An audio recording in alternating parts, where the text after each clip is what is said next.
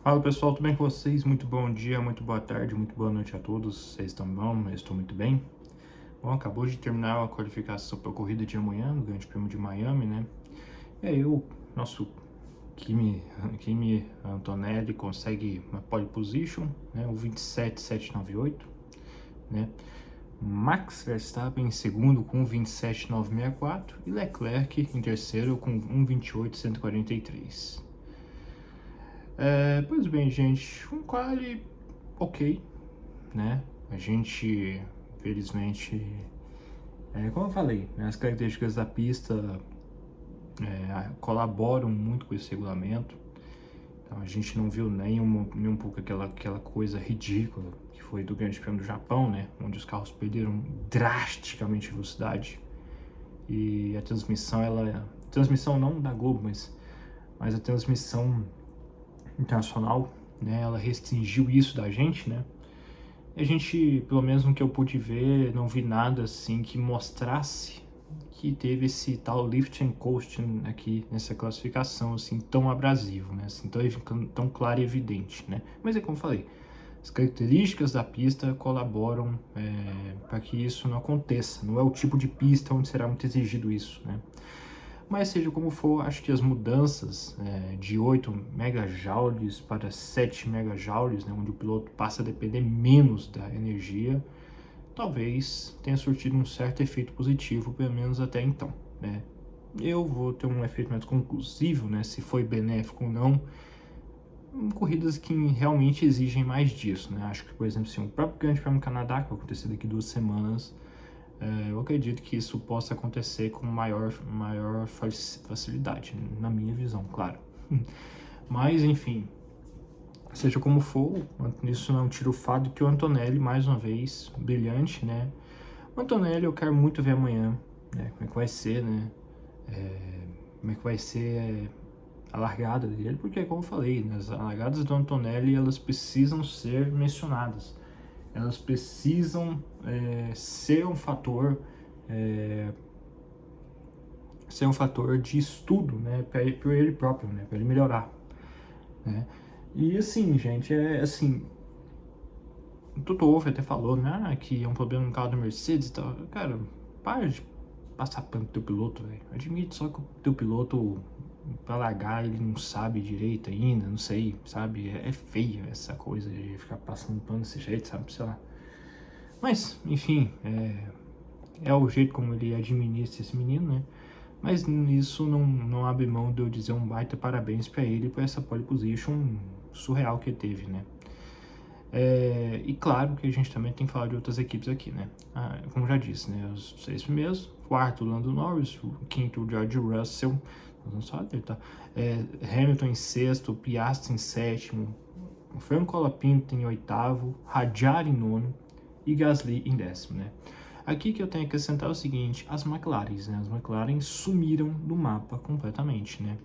O cenário que se tinha até corrida sprint era McLaren está dominando, McLaren enfim acordou, McLaren está de volta e tudo mais, né? A gente começava a pensar assim, meu Deus, né? O que a McLaren fez para esse carro, né? O efeito Miami nesse carro aí, né? Foram resultados ali muito semelhantes ao que eles proporcionaram nos três primeiros grandes prêmios. Então, fica essa queda de desempenho da McLaren, né? Uma melhoria de desempenho dos carros da Red Bull, quer dizer, do Verstappen, né? E da Mercedes, né? E a Ferrari também, né? A Ferrari é aquela história, a Ferrari é engraçada. A Ferrari, ela parece que é assentada numa linha, né? Aí a Mercedes tá lá em cima, a Mercedes tá lá embaixo, a McLaren tá lá em cima, a McLaren tá embaixo, a Ferrari tá só aqui, ó. Ela não sai dessa linha, ela é linear, né? E isso serve tanto para o senso crítico quanto para o senso de elogio em relação ao carro da Ferrari, né? Mas aqui eu tenho que dizer, gente, sim, estou muito surpreso negativamente com o desempenho das McLarens. Muito surpreso negativamente com o Russell, cara. O Russell, eu não sei o que tá acontecendo com esse cara. Sério mesmo, sem brincadeira. Assim, claro, a diferença não foi tão assim, né? Mas assim, tão. Não é de um segundo, né? Mas olha só, 1,27,798. Russell em quinto. 1,28,197. Né? Isso você não pode falar que isso é uma coisa normal, tá? Eu pelo menos não vejo, né? Tá aqui a diferença, deixa eu ver, a diferença aqui acho que foi uns 4 décimos. Uns 4 décimos, é muito, tá? 4 décimos é muito, tá? A partir de 3 décimos é muito, mas é um muito aceitável, né? Eu diria que uns 4, 5 décimos em diante, meu amigo, aí já passa a ser uma coisa um pouco mais chata, né? Mas, enfim, né? A gente também tem que se lembrar o seguinte também, né, gente? Ano passado, a primeira pista que o Antonelli andou melhor que o Russell, né? Eu tava revendo, fui rever depois, que o Antonelli andou à frente do Russell ano passado foi justamente também Miami, né? Mas a questão é a seguinte, né? Existe andar à frente e andar muito à frente, como eu já disse, né? 4 décimos é muita coisa, andar muito à frente, né? Então, enfim. O Hamilton em sexto, né? Assim, eu não diria que a diferença dele pro Leclerc é tão grande, né? Uma diferença ali de 2 décimos, ele conseguiu diminuir essa diferença, né? Mas ainda é uma diferença, né? Ainda é uma diferença, né? Como já falei, né? Acho que aqui não tem nada demais. Eu acho que a distância é só nas posições, né? Nas posições terceiro Leclerc, sexto Hamilton, meio que tematiza muito, né? Faz parecer pior do que realmente é. Mas é um senso de crítica, né? Ainda mais diante da situação de que o Hamilton se achou mais com esses carros do que dos carros do ano passado, né? Enfim. Piastri em sétimo não é muito bom, né? Mas assim, olha só, né? O Norris fez 1,28,183 e o Piastri fez 1,28,500, né? Também na casa de 3 a 4 décimos, né? O Piastri andando uma piada, assim, em relação ao Norris, né? É muito mal mesmo as McLaren aqui nesse Qualify, viu? Eu não tô muito otimista para a McLaren na corrida principal, não, viu? Isso se tiver corrida e se não for uma chuva, né? Onde banana bem mais as coisas. Franco Colapinto em oitavo, à frente novamente do Pierre Gasly, tá? Que inclusive teve notícias de que o Colapinto levou um puxão de orelha e tudo, né? E se isso e nada melhor do que responder desse jeito, né? Estando à frente do seu companheiro de equipe, né? O Radiar, gente, fazendo o que todo piloto número 2 da Red Bull faz há séculos, né? Que eu já vi Albon fazer isso, já vi Albon fazer isso, já vi Gasly fazer isso, já vi Pérez fazer isso, já vi Tsunoda ano passado fazer isso, né? E aí? A gente tem que começar a colocar na conta do Radiar, né? Ele ali no Q2, ele até esteve um pequeno momentinho ali, tava pertinho e tudo, mas depois não passou daquilo, né? Mas fica o senso da crítica, né? Enquanto o Verstappen fez 1,27,964, o Radiar foi lá e fez 1,28,789, gente. 8 décimos a diferença. Então, assim, é surreal a diferença, né? É aquela história que muita gente fala, né? E eu tendo a concordar. Quando o carro melhora, quando o carro da Red Bull melhora pro Verstappen. Quando o carro tá ruim, os dois parecem que andam igual, né?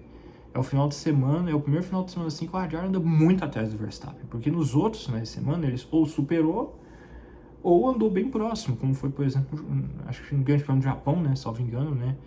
Eles andaram muito próximos. Então, assim, gente, é um cenário alerta para Radiar, né? Porque começou desse jeito, para esses casos todos que mencionei, tá? Antes de ir pro Q2, gente, fica aqui a minha homenagem.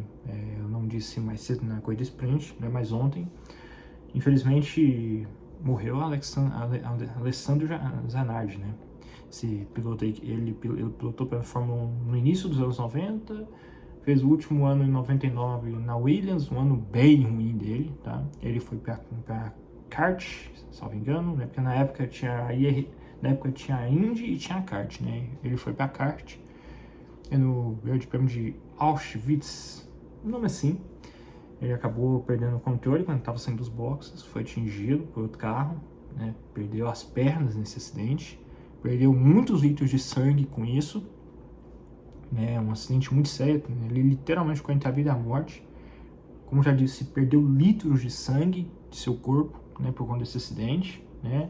Se vocês até verem, sugiro que se você tiver sensibilidade, sugiro não ver, né, porque tem o exato instante que da colisão, né, dos dois carros, né, que fez ele perder as duas pernas, né? E aí ele fez história, né, no mundo paralímpico, né? Venceu muitas competições, se envolveu em um acidente muito forte, né? Ele bateu num caminhão lá em 2020, né? E desde então ele estava numa situação bem mais delicada do que já estava, né? Porque, né, é muito menos sangue no corpo, essas coisas todas, né? E aí acabou não resistindo, assim. E aí 6 anos depois ele infelizmente nos deixa, né? E fica aqui nossos pêsames à família, né? Um luto pelo automobilismo de um piloto que fez uma verdadeira história. Não muito na Fórmula 1, lógico, mas fora da Fórmula 1, né? Então, fica aqui meus pêsames à família, desejo forças, tá? Então é isso aí, tá? Então vamos lá, menino pro Q2, Hülkenberg, Lawson, Hülkenberg em 11º, Lawson em 12º, Bergman em 13º, Sainz em 14º, Esteban Ocon em 15º, né? Aqui gente, ninguém aqui fugiu à regra, né? Eu diria que o Hülkenberg foi bem nesse quadro, até que enfim, né? Liam Lawson até que fez bem, né? Esteve andando à frente do Lindblad, né? Como se diz, né? O Lindblad, ele, lógico, andaria muito mal, né? Porque mal fez um treino livre, mal fez a corrida sprint, né? Então tá bem morno da pista, né? Então não é passando pano nem nada, né? Mas não é querendo, né? Mas o Liam Lawson ficou à frente do Lindblad e acho que a gente tem que colocar na conta dele, né? Vamos colocar na conta do Liam Lawson, né? O Herman 13º é isso, né? Se bem que ali de início ele até veio ali promissor e tudo, acho que no Q1, né? Ele fez o 5º tempo no Q1, baita tempo e tudo, mas aí do nada voltou à realidade, né? E dessa vez não tão longe do Ocon, né? O Ocon, pelo primeiro final de semana, assim, onde ele tá andando um pouquinho mais perto do que em relação ao Bergman, né? O Sainz em 14º e o Alexander Albon em 16º, é isso aqui que a Williams se tornou, né? E aí no Q1, os eliminados foram o Lindblad, o Alonso, Lindblad em 18º, o Alonso em 18º, não, quer dizer, desculpa, Lindblad em 17º, Alonso em 18º, Stroll em 19º, cara, o destino nunca tá a favor do Stroll, né? Olha só, a diferença o Alonso fez 1:31.098 e o Stroll fez 1:31.64. O destino não quer mesmo, né? Ver o Stroll na frente do Alonso, né?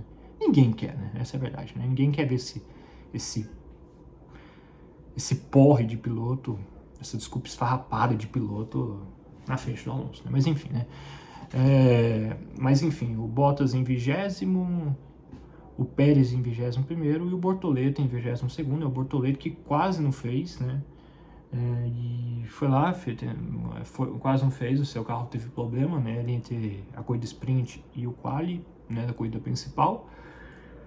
E tipo assim, ele teve problemas e aí ele tentou fazer a volta, só que ficou muito ruim, o carro tava muito sem força e quando ele tava fazendo a volta de ir pros boxes, o carro dele começou a ter problemas no freio traseiro esquerdo, né?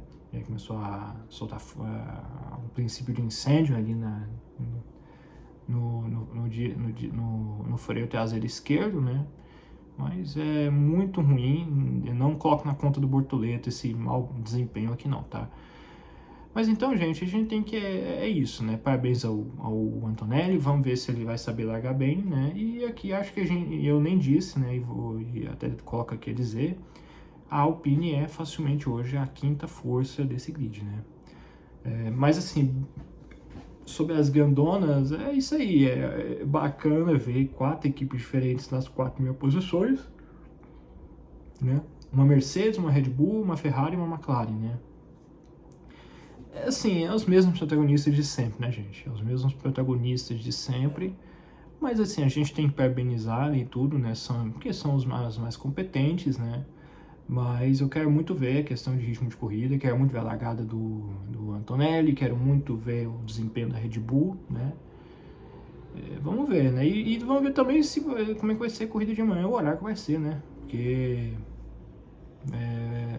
no horário da transmissão do Grande Prêmio vai estar chovendo e efeitos de trovoadas e tudo, e nos Estados Unidos é proibido ocorrer corridas em situações de trovoadas, né? Então vamos ver qual horário que vai ser, se vai acontecer, não sei, né?